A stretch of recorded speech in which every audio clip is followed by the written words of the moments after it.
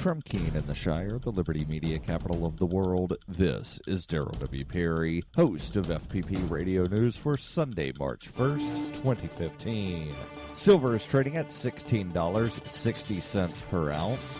Gold is valued at $1,213 per ounce. And according to BitcoinAverage.com, the average price of Bitcoin is $248.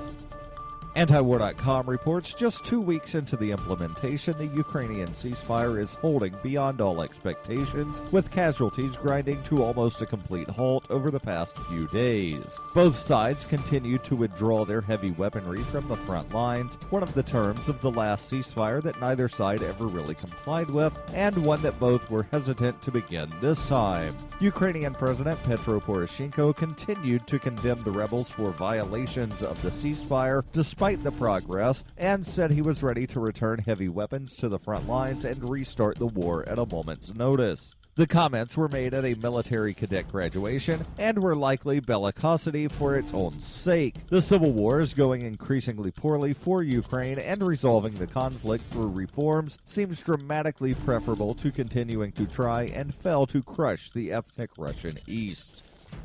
Bitcoin Not Bombs is a launching pad for nonprofits and social entrepreneurs into the financial freedom of the Bitcoin economy. Bitcoin Not Bombs offers premium publicity campaigns designed to facilitate an organization's adoption of Bitcoin as a payment system and to fully capitalize on that decision in their fundraising efforts. Bitcoin Not Bombs is fully committed to being the hub of the nonprofit sector of the Bitcoin economy, maximizing the potential cross-promotion of all our clients and commercial partners.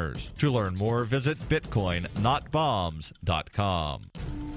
UPI reports Venezuelan President Nicolas Maduro announced Saturday he will restrict the number of U.S. diplomats allowed in the country and demand Americans have visas before they enter the country. An American pilot was captured in Venezuela recently, and the president suspects him of being a spy. He believes the United States is planning a coup against the Venezuelan government. According to The Guardian, the pilot is still being detained. Maduro has complained that there are 100 employees from the American government working in Venezuela, compared to their 17 in the United States. Maduro's list of banned politicians includes George W. Bush, Dick Cheney, Bob Menendez, and Marco Rubio. The United States recently restricted the visas of some Venezuelan officials, accusing them of human rights violations and corruption. U.S. State Department spokeswoman Jen Psaki said, "We are sending a clear message that human rights abusers, those who profit from public corruption, and their families are not welcome in the United States."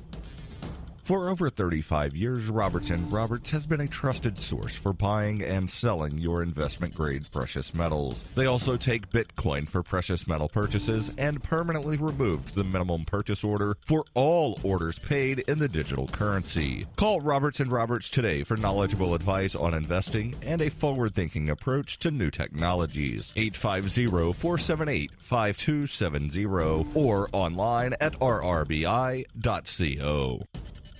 Reuters reports President Barack Obama will veto a bill introduced in the U.S. Senate allowing Congress to weigh in on any deal the United States and other negotiating countries reach with Iran on its nuclear capabilities should it come across his desk. Bernadette Meehan, a spokeswoman for the White House's National Security Council, said the president has been clear that now is not the time for Congress to pass additional legislation on Iran. If the bill is sent to the president, he will veto it. The United States and 5 other major powers are seeking to negotiate an agreement with Iran to curb its nuclear program in exchange for relief from economic sanctions. The Iran Nuclear Agreement Review Act would require to submit to Congress the text of any agreement within 5 days of concluding a final deal with Iran. The bill would also prohibit Obama from suspending or waiving sanctions on Iran passed by Congress for 60 days after a deal. Meehan said the United States should give our negotiators the best chance of success rather than complicating their efforts. Negotiations between the United States, Russia, China, France, Germany, Britain, and Iran have reached a crucial stage, with a basic framework agreement due by the end of March.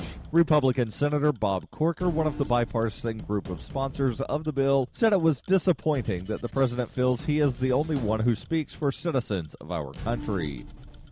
This has been FPP Radio News, online at fppradio.com.